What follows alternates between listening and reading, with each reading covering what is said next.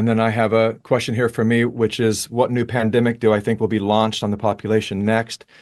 Well, I kind of alluded to that earlier. There will definitely be some actions taken against the people. And the good news is the reason that these actions will be taken is because we are making such progress and we are winning in so many ways. We are literally fighting against an agenda that is over 100 years old, and that is to defeat America from within. America has become the firewall because of its constitutional foundation. It's the firewall that stopped the people that we might call the globalists, the ones that want total world domination, world control, one world government, one currency, and the ability to turn off and on pandemics whenever they want to. The saving grace in this last pandemic, I will say this, is the fact that we believe through all of our research, and other research teams that we work with have come to the conclusion that COVID-19 wasn't supposed to happen in 2020. They had to pull it forward because of some things that were taking place in America that they did not expect.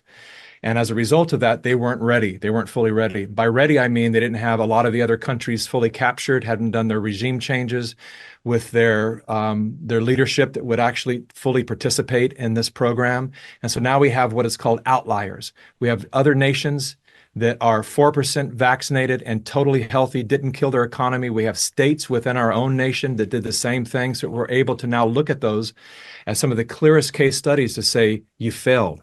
Not only did you fail us, but you harmed us in a great way. And so this is now being used in court cases all over, winning major court cases against some of the pharma companies and some of the people that actually set forth these policies that have done far more damage than good, possibly no good at all, but all damage.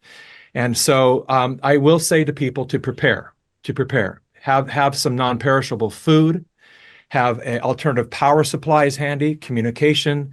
Whatever's going to happen, I think, is going to be short-lived. But as we just saw, there was a major power outage that happened through CrowdStrike.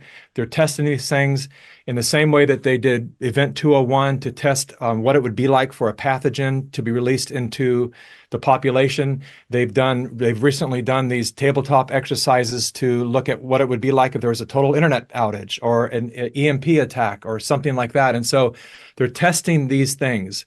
But one by one, these people are starting to fall off. People are coming forward, whistleblowers that are realizing they're working for these evil empires, good people that find enough of their humanities left over to actually realize they can't carry through with these plans. They're starting to abandon ship. And so that's a very good thing, but it's also, we must expect when you back a dog into a corner, it's going to bite. And so just be prepared for that. And that is why we're here on this call together, because part of preparing for that, I know you want to say something, Anton, I'll turn it over to you here in a second. Part of preparing for that is by keeping our health optimized. We can't take care of our children. You know what it's like being a parent. You know, my wife and I have a 10-year-old and a boy who turns 13 tomorrow. And if we don't feel well, we're not as patient. We're not as caring. We just want to be left alone. We just want quiet in the house, and we can't do our job as parents. And so it affects every part of our lives. And so it's very, very important that we make our health and our bodies, just like they say when you're in an airplane, they say, should there be a loss in cabin pressure, put the mask on yourself before you try to help anyone else, because you're not good to the world if you're not breathing on your own. And so that is why we're here. And Anton, go for it.